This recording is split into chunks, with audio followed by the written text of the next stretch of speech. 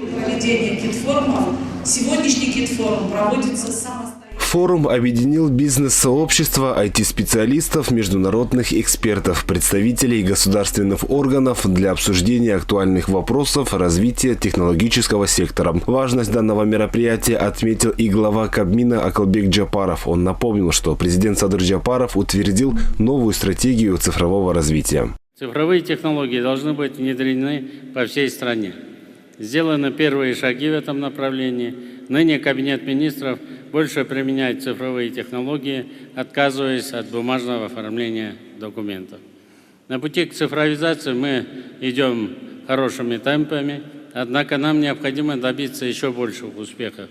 Ведь передовикам достаются первые большие сливки и большие награды, и передовые технологии. Первое, мы должны лучше использовать наш интеллектуальный потенциал. Кыргызстан сегодня это страна, обладающая хорошим потенциалом технического образования, имеющих своих представителей в ведущих школах прикладной математики и системного анализа. В рамках форума также прошла презентация первого в мире голосового помощника, который говорит на государственном языке. Одним из первых, кому удалось протестировать новую разработку кыргызских производителей, стал глава правительства. Сначала надо обратиться.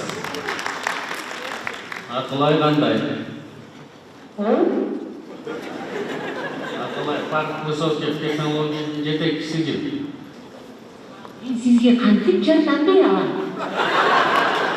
Да, на самом деле у нас это прототип. Мы начали разрабатывать ее 2 года назад совместно с сообществом, совместно с нашими партнерами. И буквально зимой мы начали делать хардвер, то есть железо, и делать голос. То есть это заняло у нас где-то, скажем, 5 месяцев. Разработка голоса и железа.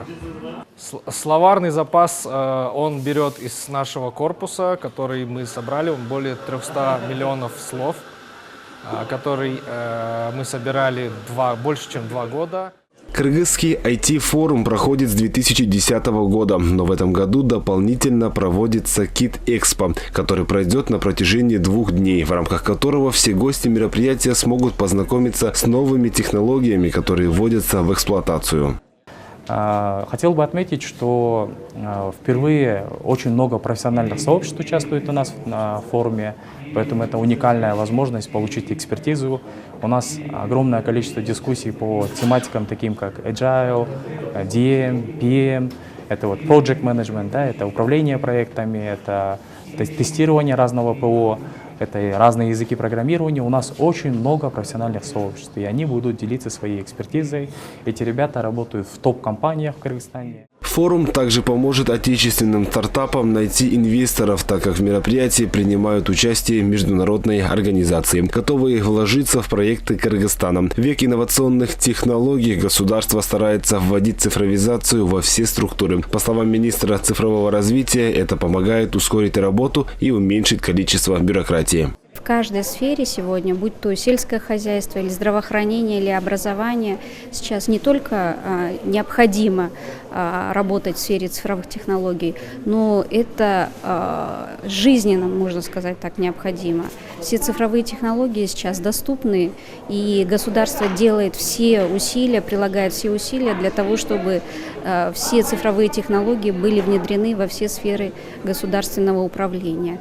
В настоящее время мы с сегодняшнего дня, например, вводим электронную цифровую очередь, доступно на мобильном приложении Тундук в центре обслуживания населения. Это очень важно, потому что люди могут теперь уже не стоять в очереди, а сидя дома, зайти в мобильное приложение Тундук и занять очередь. На протяжении 2 дней участников форума ожидают интересные панельные дискуссии и интерактивные мастер-классы. Форум ежегодно собирает ведущих экспертов, руководителей компаний, разработчиков и студентов со всего мира. Традиционно мероприятие посещают порядка 5000 человек.